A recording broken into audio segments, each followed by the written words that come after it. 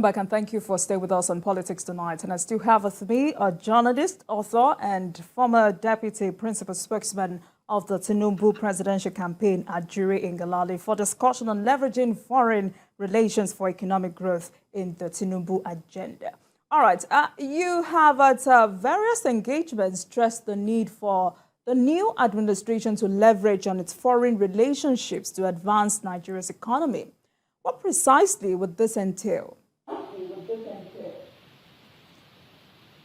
First and foremost, it entails our government, the next cabinet of His Excellency President Bola Ahmed Tinubu, to clearly determine within their various sectors, that includes defense, that includes education, that includes agriculture, that includes industry, that includes power, that includes mines and steel, that includes petroleum resource. I mean, the list goes on, for them to determine specifically what is it that they need, whether it is in terms of the import of manufactured goods to ensure that we can at least start the process of indigenous manufacturing of the various requirements we may need when it comes to housing, construction, when it comes to our defense industries corporation, when it comes to updating our school curricula with things like STEM education, with things like robotics,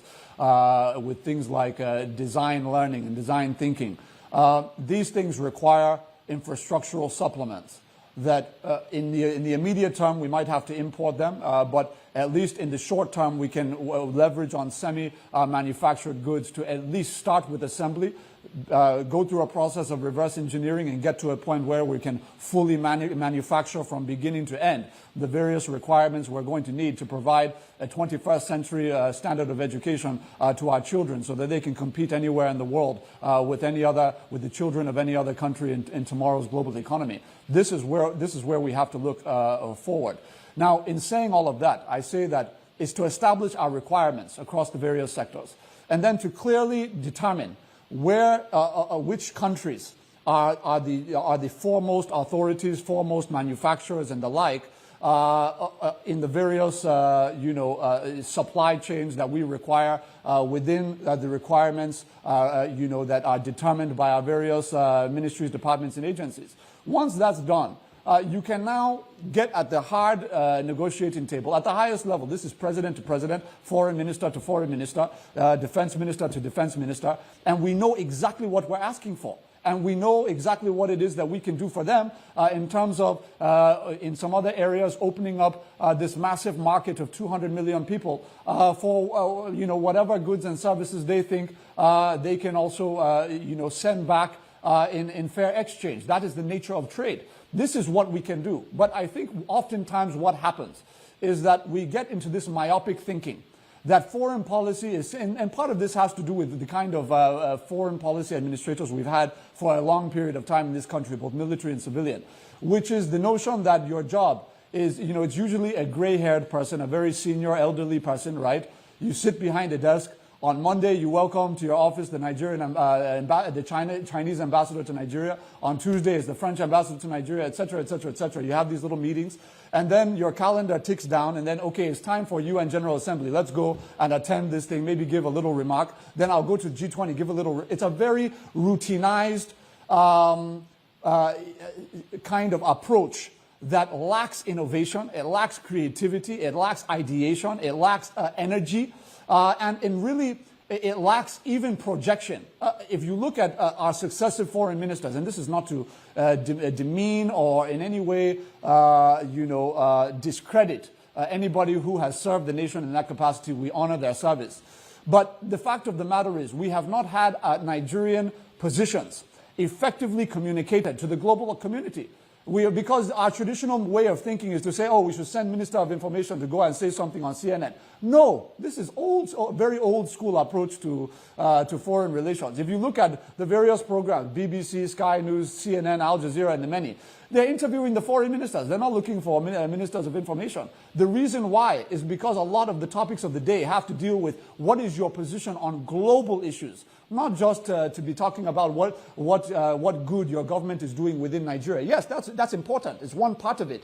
But you have this other huge part of it that projects your nation to the rest of the world. So when it's time to negotiate, when it's time to get into serious-headed negotiations, people know that they're dealing with a serious country led by a very serious president in President Bola Ahmed Tinubu and a very serious cabinet that he's put in place. So I think these are some of the things. And then the last point I would want to make is the need for institutional reform. Yes, the need for energy is there. We have 70% of our population, characterized by very energetic, very gifted, talented, brilliant young people, young Nigerians. We have, if you go to the youth service, go to NYSC camp, batch after batch after batch, and go and sift through the CVs and the resumes of those who are serving in places all across this country. You will find people first class, UNILEG, first, valedictorian in this foreign institution, Harvard educated, Oxford educated, Stanford educated. And where are they? They're sitting in some back room in some civil society organization somewhere in Abuja reading a newspaper. They're not being utilized. What I'm saying is that the foreign policy, the Ministry of Foreign Affairs has to have a serious rethink about our recruitment process. Let's get the best and most brilliant young Nigerians and groom them through a system so that our diplomatic and foreign relations think tank is amongst the strongest in the world, with people who have been educated, with those who are manning foreign think tanks in all countries of the world. This is a major part of it. The next part of it, making sure that our ambassadors that we send out into the world, that we're not just treating this thing as a reward. I always tell people that this notion of reward, that you worked for the president, you campaigned very hard, so you'll be rewarded. It is a very wrong paradigm, a very wayward paradigm. What it is, if we're building a country, what it should be is not reward system. What it should be is responsibility system. It's the fact that you have worked for the president, he has won. He has made a set of promises to Nigerians. Your own is to help him deliver on those promises. How do you do that? By receiving an assignment that is a burden. If you're doing the assignment the way it's supposed to be done, which is giving everything you have to it, it's a burden, not a reward, not a pleasure ride.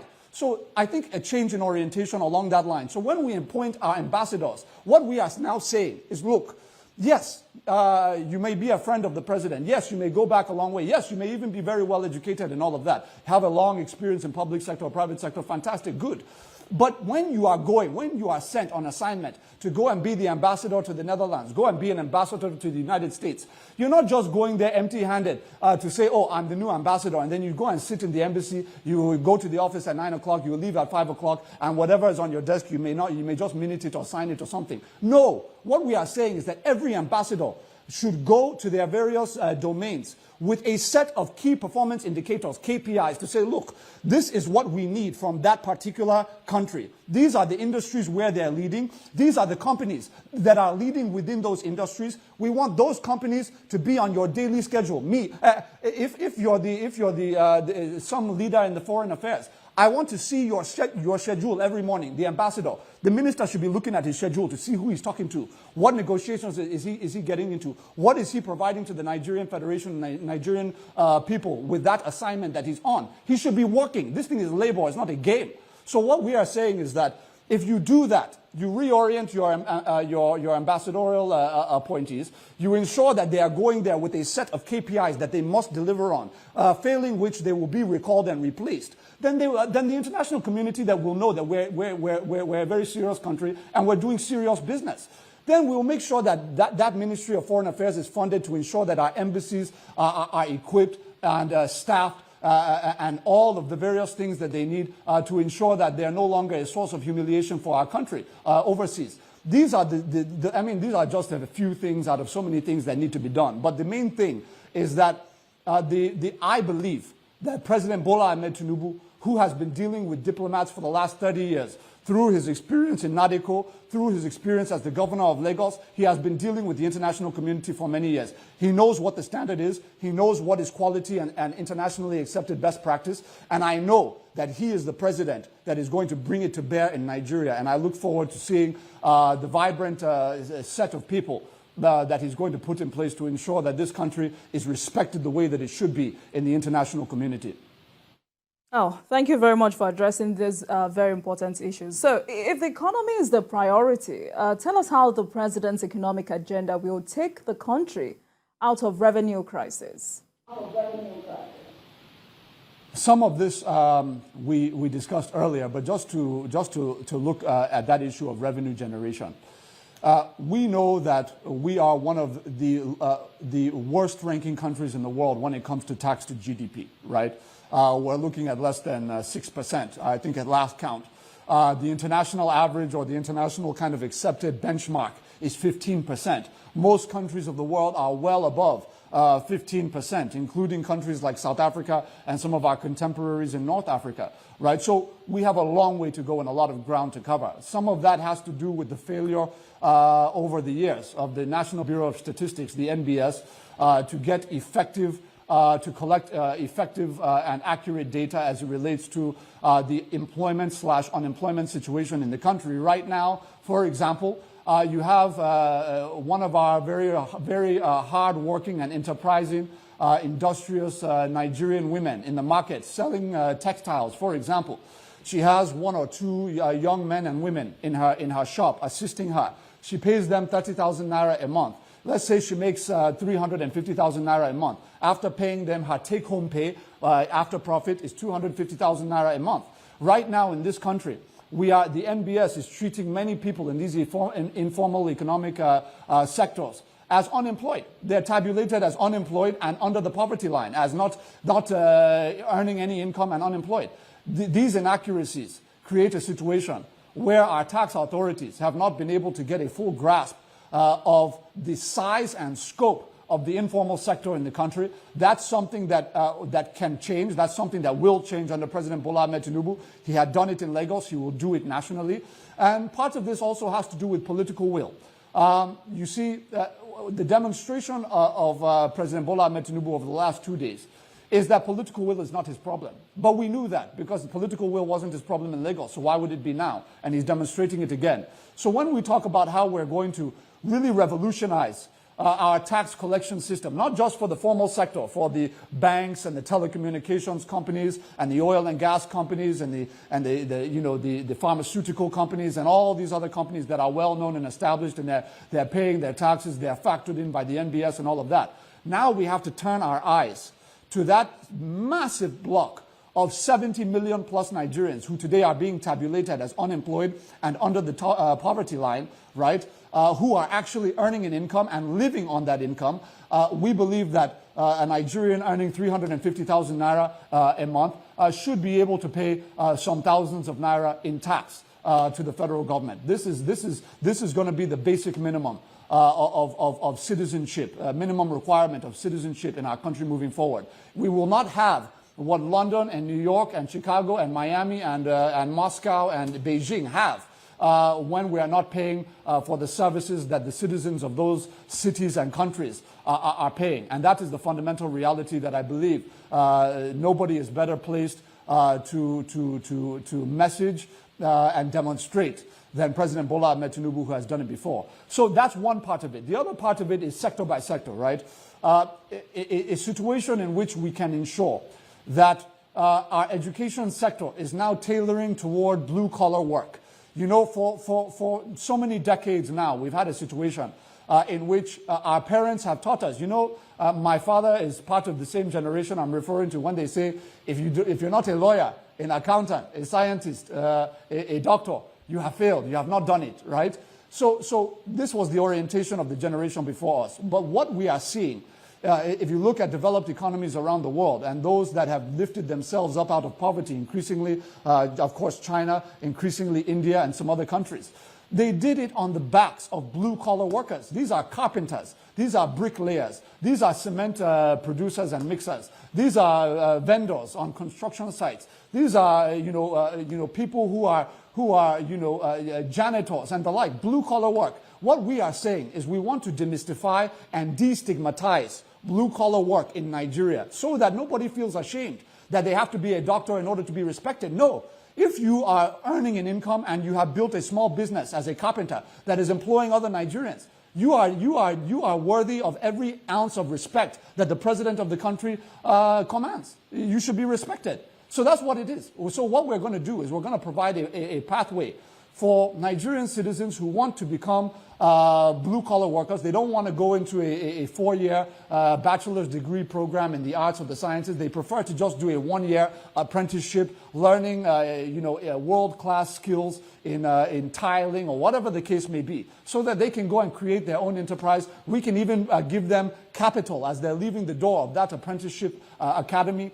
This is the future of work in our country for the bulk of our masses, for those young Nigerians who have not had an opportunity to get a quality education from primary to secondary to university. We are going to ensure that we step in the breach and we give them another pathway to prosperity. That is a commitment we're making, and we believe that if we do so, once we do so, that we're going to also be able to ensure that these are the individuals that on a broad base that will be paying tax, and as a result, you now have sustainable revenue generation beyond oil and gas. That is really the future of the Nigerian economy. I could go into all the other sectors, but for want of time, I believe that suffices for now. Let's go on with the issue of the young Nigerians who is a critical section of the population. I mean, the president has promised to work closely with the youth for more development in the country. But how will the president harness their potential for national development? And this is part of what we're discussing, right, is ensuring that we leverage on the talent and skills and really that very almost inherent, innate entrepreneurial drive of our people. Our people want to succeed. It's not a mystery or by magic wand that everywhere we go, we rise to the top. We go to Russia, we don't speak Russian. After the first year, we're fluent in Russian and we're entering companies and rising to the top of those countries after 10 years in a country where we weren't even speaking the language. That's who we are. This is what we can do.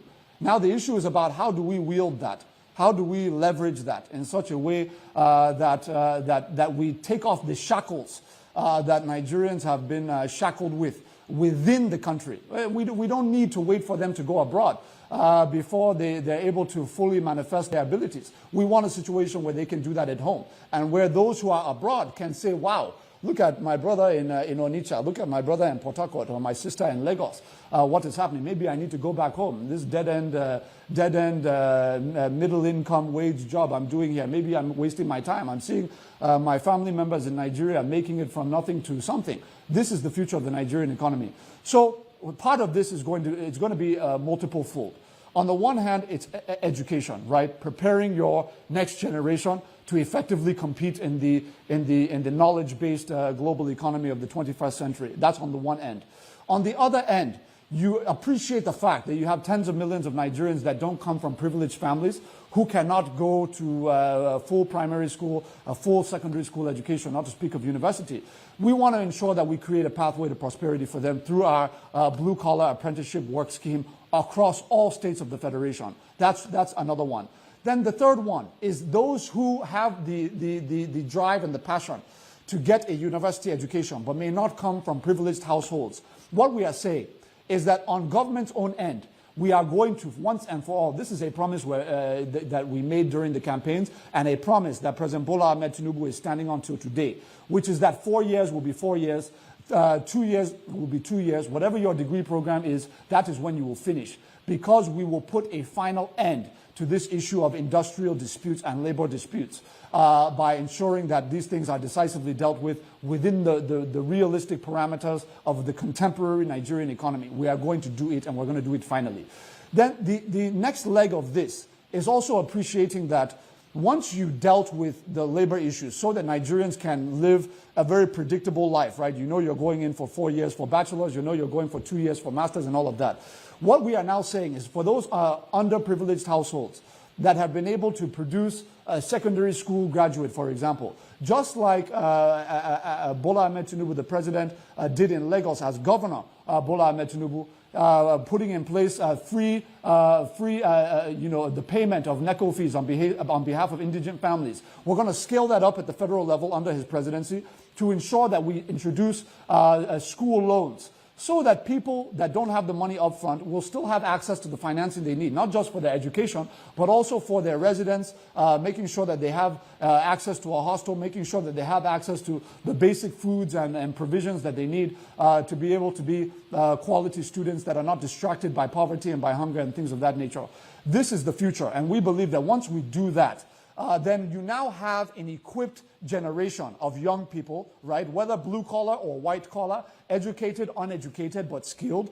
Then you can now say, look, we're going to give you, you can tap in as a citizen, you can tap into a dedicated MSME development fund that's targeted to under 35 age Nigerians. Running out of time, but let me quickly ask you this. Let me come to you. As a son of Rivers State that is concerned about the plight of the Niger Delta region, how do you think President Tinubu can bring more development to the region than his predecessors? You know, this is something that I get emotional about, but let me just say that President Muhammadu Buhari had the heart for the Niger Delta. The albatross around his neck, though, was the fact that the people he empowered and entrusted with the authorities to develop that place, particularly from the federal end, when we talk about NDDC, Ministry of Niger Delta Affairs, both first term and second term, and of course the Ogoni cleanup that was domiciled under the Federal Ministry of Environment. These were substantial failures, and we have to be honest about that. There's a reason why several administrators were sacked on the grounds of corruption, many of them investigated by the EFCC, even though we've seen no conclusion to those cases, very sadly, but almost predictably at this point. And so there's been an abuse of trust. The biggest thing that President Bola Ahmed Tinubu can do to avoid the same fate is to ensure that those who are sent to the NDDC to lead, I'm not talking of the ones who are there now, the governing board and the day-to-day management, who are accusing each other in broad daylight of corruption. Both of them are accusing each other of corruption, and they're just there, and we're watching them, looking at them. What we need is a very serious set of people, and I trust the president for this. This is not a rewards program. It's not he's my brother. He was in my, he's been with me for the last 12 years. I know him. I like him. I know his family, so I'll give him this assignment. No. We've tried that. It failed abysmally. What we need are people with proven integrity, people who have been in government, and you cannot find where they were stealing money to build houses and hotels. We need proven people to go and man that place, who know what to do. It's amazing to me when I think back and I say, from the year 2000, you're telling me that we didn't have anybody with the sense and vision to say, look, we can incorporate a subsidiary under the NDDC, and that by now would have been a partner in several joint venture projects in the upstream in terms of exploration and production. The NDDC today should have a subsidiary that is a joint venture partner with the NNPC, drilling and generating its own revenues instead of looking at federal budget. We should, in the downstream, we should be looking at how we should have retail filling stations under that subsidiary of the incorporated subsidiary of the NDDC, where we would have had filling stations across the Niger Delta with the locational advantage it provides. We would have done all of that. We wouldn't even be looking at federal government. We would instead be, with NNPC, looking at new opportunities in the upstream, midstream, and downstream sectors of the oil and gas sector. Instead, we get some money from federal budget and our own is to steal it, to go and build useless house in Dubai and London. We will live for 30 years, leave it for children who will not appreciate it. What are we doing? This is the plight of the Niger Delta. So my appeal to Mr. President, let him demonstrate his love for the Niger Delta people by not empowering those who he knows have embezzled huge money from their states. Let him empower those who have proven integrity, who mean well for the people of the Niger Delta, and who will deliver on the promise of that region, instead of continuing this tragic trend of erosion and destruction. Ajuri Ngelale, a journalist, author, and former Deputy Principal Spokesman of the Tinubu Presidential Campaign. Thank you very much. It is always a pleasure having you on Politics Tonight. Thank you very much.